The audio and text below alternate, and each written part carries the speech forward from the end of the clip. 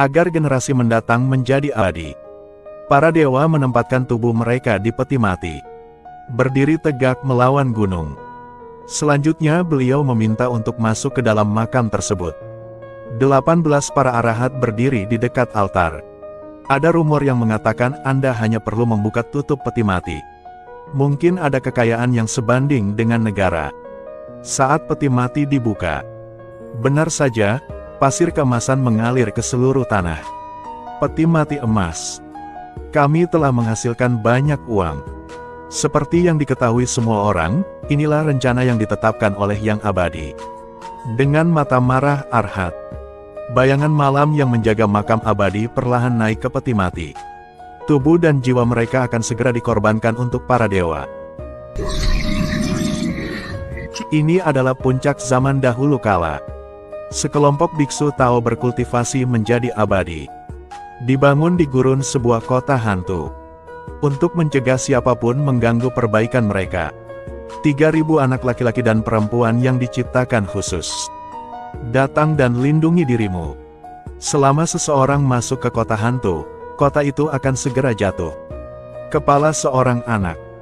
Segera setelah itu, mata Buddha akan muncul di makam.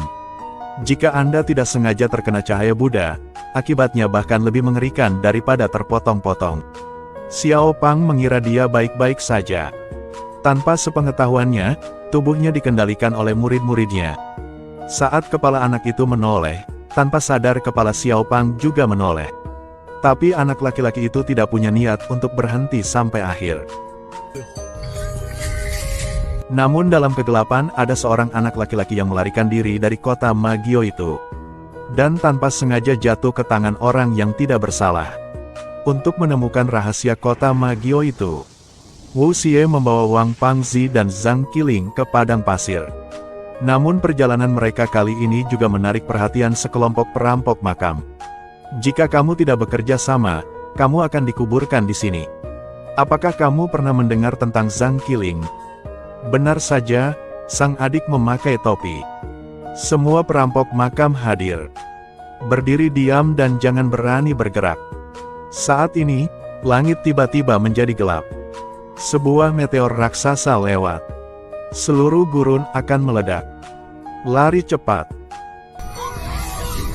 Namun sebelum mereka sempat mengambil 2 langkah, pasir liar di gurun tersapu menjadi pusaran raksasa. Ketika mereka bangun, mereka berada di kota Magio itu. Saya tidak tahu apakah harus senang atau takut. Perampok makam mendobrak makam. Selalu begitu sederhana dan brutal. Namun saat mereka membongkarnya menjadi 2, pintu makam tiba-tiba mulai runtuh. Untungnya, Zhang Qiling menemukannya tepat waktu dan memegangnya dengan jari telunjuknya. Pintu makam runtuh. Cepat. Ayo cepat.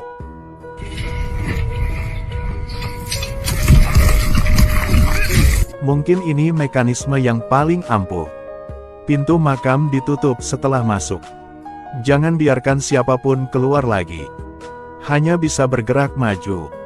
Di dalam makam mereka melihat 3.000 murid yang ditinggalkan oleh para biksu Tao.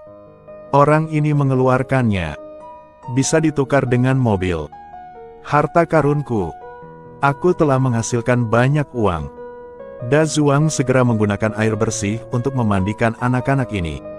Ada niat untuk membawa mereka kembali ke masyarakat beradab modern. Mereka tidak tahu bahwa para penganut Tao ini masih memiliki beberapa aturan di sini. Jangan sentuh orang buta. Da Zhuang tidak peduli dengan hal ini. Jika itu harta karun, Anda harus mengambilnya. Seperti yang diharapkan, dia dengan cepat kehilangan satu matanya dan menjadi buta. Dan aturan selanjutnya adalah untuk mereka. Maju saja dan Anda tidak akan bisa kembali. Penatua Wu juga tidak puas dengan para penganut Tao ini. Dia pasti harus kembali. Namun sebelum dia bisa melangkah keluar beberapa meter, dia ditakuti oleh murid di belakangnya dan membuatnya kencing di celana. Dia berlari lebih cepat.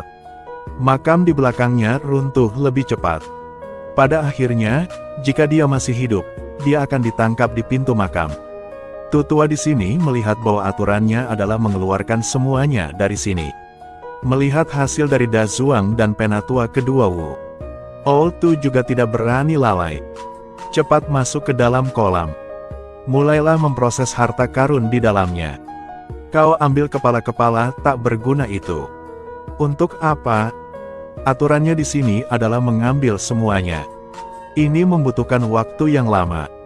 Tidak mudah untuk mengambilnya. Anak laki-laki di kolam renang.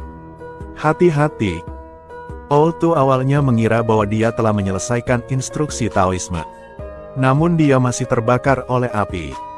Tiba-tiba terjadi kebakaran kemarin. Aku salah. Singkirkan semuanya.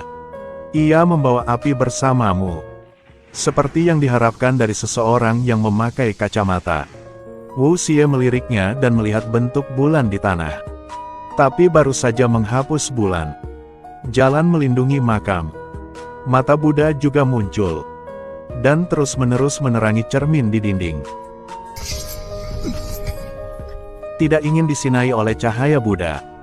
Dalam waktu sesingkat-singkatnya, Anda harus memecahkan cermin di dinding. Tapi pecahkan saja cerminnya. Kecepatan cahaya Buddha akan terus meningkat. Untuk merusak cermin, tuangkan saja air ke cermin. Lalu tutupi dengan pasir. Namun Wang Pangzi masih kurang hati-hati. Tangannya tertembak oleh cahaya Buddha. Tidak apa-apa, keluarga Pang saya diberkati dengan kehidupan yang menyenangkan. Sebelum dia bisa menangis, tubuh mulai kehilangan kendali. Zhang Qiling melihat ini dan dengan cepat membantunya menstabilkan lehernya. Wu Xie juga segera menemukan seorang anak laki-laki menoleh. Jadi dia segera meraih anak itu. Dan memutar leherku dengan sangat keras. Tanpa diduga, kepala Wang Pangzi benar-benar terselamatkan. Namun jangan terlalu cepat bersukacita. Karena belum ada yang bisa lepas dari tangan anak-anak ini. Tidak ada cermin di dinding. Di atas kepala muncul cermin yang tak terhitung jumlahnya.